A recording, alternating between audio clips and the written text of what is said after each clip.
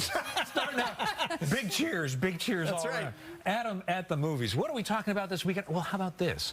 If you're familiar with Pixar's film Inside Out, came out in 2015. I'm very familiar with this. Our kids watched it all the time. See, there we go. This is the answer. You two, you've raised children. Yes. Last Pixar films maybe you saw? We're more like the Incredibles era or Toy Story maybe. Okay, so we're going, well, we'll get back to this in just a second because there is a golden thread that ties us all together. Okay. But Inside Out, the concept is you have a young girl, and inside her mind there are the characters like anger and joy and fear and disgust that all live inside her head. Well, that's all until she turns about 13. And that's when the old puberty button gets thrown. And we get new characters. Take a look at the clip. Our little girl's growing up so fast. Ow. Sorry. It should be nothing but smooth sailing. Hello. I'm Anxiety. Where can I put my stuff? A new emotion. Oh, I'm sorry. We wanted to make such a good first impression. What do you mean, we? I'm Envy. Yeah. Anxiety, envy, depression, ennui. All in the mix now. There's ennui. So displeasured with everything. So the voices we are familiar with, we've got Amy Poehler in there, we've got Lewis Black, you also have Phyllis Smith, and then additions of Tony Hale and Lisa Lapira. Those are the kind of the archetypal voices that we've been used to. This is an interesting return to this world that Pixar created, where we're seeing this visualization of Psychology 101 inside the mind. And it's fascinating. It was really well put together in 2015. It really had some kind of revolutionary, great ways of explaining the basic psychology of human emotion to even the little ones.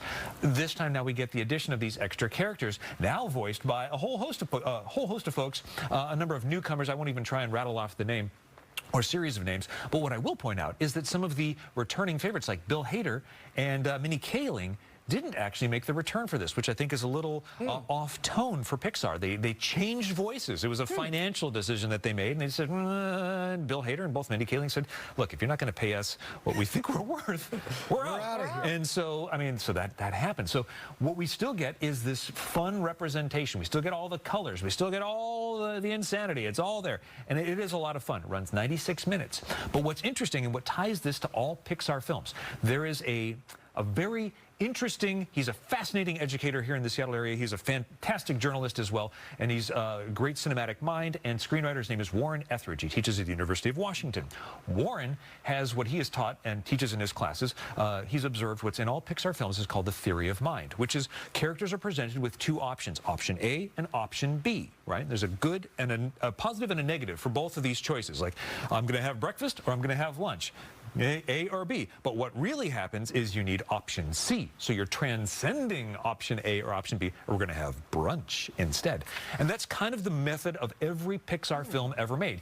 Characters are presented with option A or option B, but in fact, they have to choose option C to transcend all of that, to change their worldview and how everything works, and then they become bigger, stronger characters or move on to the next portion of their lives. As you were explaining that, I was thinking of Finding Elmo, and that is kind of exactly how Finding Nemo. Finding Nemo. Elmo's out there too, but literally every Pixar film does this. It is their formula. It is what works. It's what they have done. This continues in this. So we're seeing that in its textbook. They do it throughout.